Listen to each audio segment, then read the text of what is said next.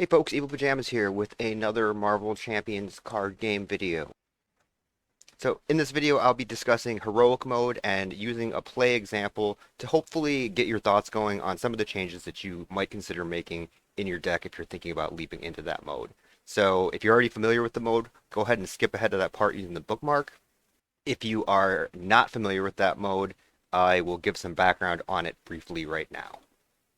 First, keep in mind if you have an older copy of the game and thus an older copy of the rulebook, heroic mode will not be detailed in there. So when I looked at my rulebook, when I saw some things about heroic mode, wasn't able to find anything on it. I'm like, is this just a made-up rule set? Is it a fan-made rule set? No, that's not the case.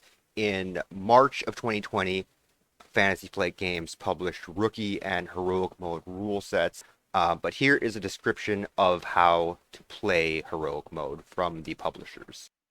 One thing to keep in mind if you are playing multiplayer, that the additional card is not like the hazard icon where you are dealing one additional card total out to the total pool of players uh, in player order, but instead you'll be dealing one additional card to every player during the villain phase. So the snippet I have up here is from the official Fantasy Flight Games website, so you can go look for it there, or you can pause the video here and read it. I mean, it's a little bit older, so you'd have to go back to the March 2020 news. So with the addition of dealing yourself the additional villain cards, and this also, keep in mind, this scales up. You can add any number you want on Heroic, 1, 2, 3, 4, deal yourself as many additional cards as you want. But keep in mind that as you increase that number, lying in wait is every card player's worst nightmare, their worst enemy. I'm talking about none other than the RNGesus. Maybe that's potentially why my neighbor and I cannot seem to win lately at Marble Champions. My neighbor has co-opted the look of the RNGesus and has thus angered him.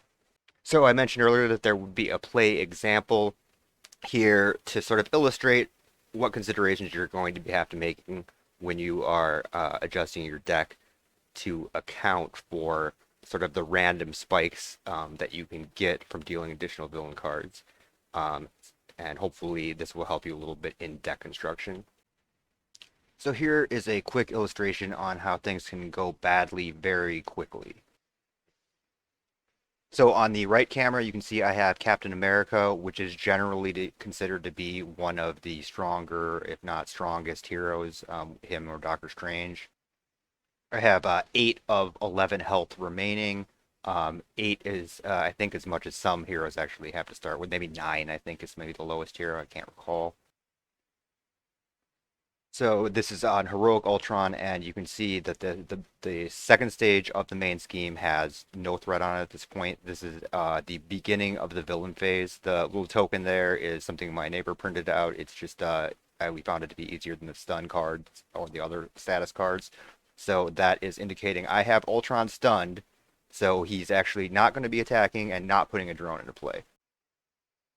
So you can see the additional ally up there that has 2 of the 3 damage on her HP currently. If you can't see the picture, that's Mockingbird, which is why I'm able to have the espionage in play, or able to have played the espionage, and then Ultron is stunned. You can also see I have 6 cards. That's because I played Assess the Situation during my last player phase, so it allowed me to draw 1 additional card above Captain America's normal 5 hand limit size. So I've gone ahead and added 1 threat to the main scheme, and then Ultron, rather than attacking, he is going to just remove that stun status, so no drone will come into play because no attack was actually initiated. Then you see I have dealt out 2 cards for the heroic mode, so 1 for normal play, and then an additional card for heroic level 1.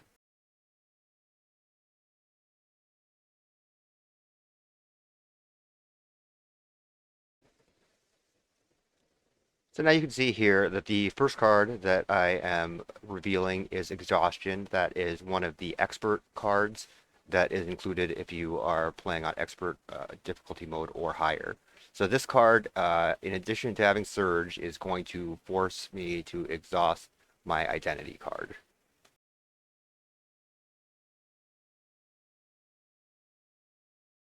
surge ability has been resolved, I go ahead and utilize Espionage to draw 2 additional cards. You'll notice though that none of the cards in my hand are interrupts at this point, and the 2 cards which were drawn here, which are both shield tosses, are also not interrupts. So at this point, I'm still at 8 health and have 8 cards in hand, but I'm in a slightly worse position because I have Captain America exhausted.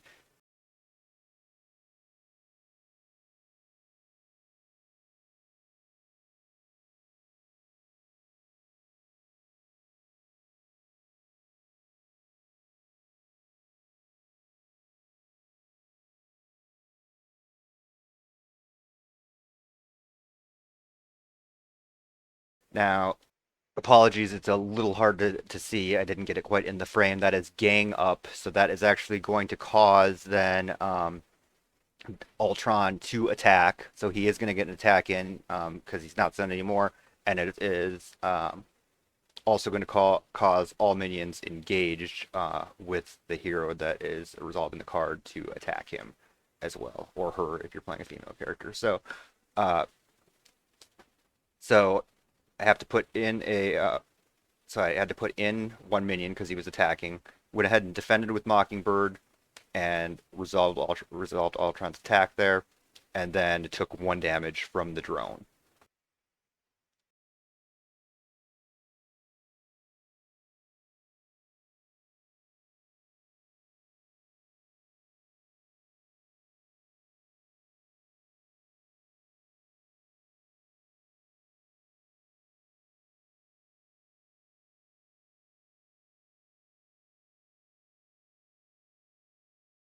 So almost forgot about retaliate, but do get a retaliate there.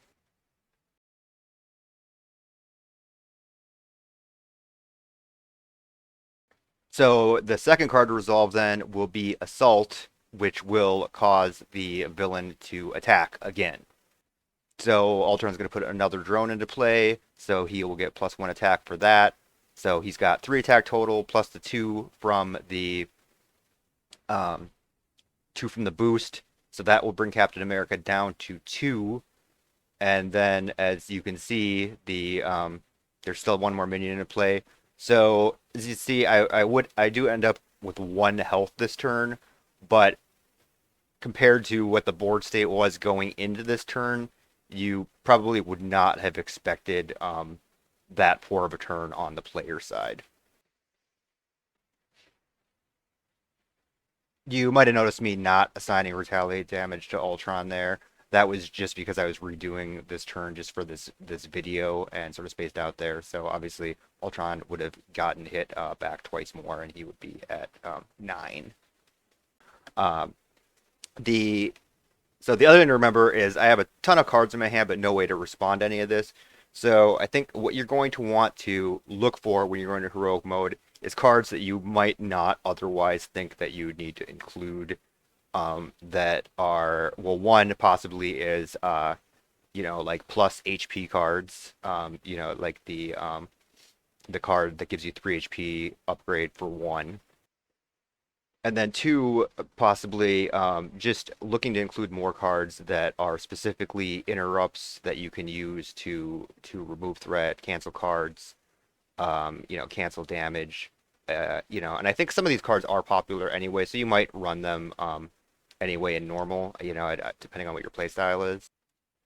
However, if you're used to a more aggressive playstyle and not having to include some of these cards and being able to sort of power your way down through some of the lower difficulty levels, I think you're going to run into a lot more RNG problems, and you probably really do need to consider running some of those cards, whether they be buffs, ways to cancel cards, which I know not all heroes have, but just a lot of the aspects do have interrupts that might be able to help you out there. So anyway, I hope you enjoyed this illustration. If you liked this video, please click like, and if you would like to see more videos like this in the future, please do hit subscribe. Thanks so much to everybody that has been tuning in and viewing. Have a great day.